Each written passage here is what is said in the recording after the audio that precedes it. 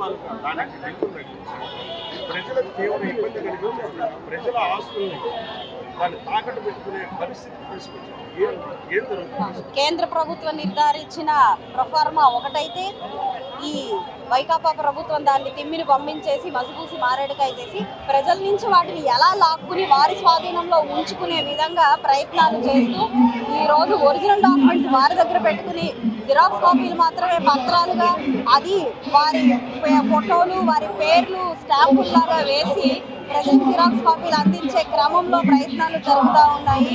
అలాంటివి చాలా తీవ్రంగా మేము దాన్ని ప్రతిఘటిస్తూ ఈరోజు నిరసనలో భాగంగా ఆ డాక్యుమెంట్స్ అన్ని కూడా తగలబెట్టడం జరిగింది. ఇంకా ప్రచారానికి ఒక్క రోజు 24 గంటల లోపలే ఎలా సాగుతున్నది? మీరు ఏ విధంగా ప్రచారపూర్వకంగా చాలా అద్భుతంగా జరుగుతుందండి. ఇప్పటిదాకా ఎంత ఘన స్వాగతం పలుకుతూ ఉన్నారో ప్రజలందరూ కూడా అదే అఖండ ఘన స్వాగతం పలుకుతూ ఉన్నారు, హారతలు పడుతూ ఉన్నారు.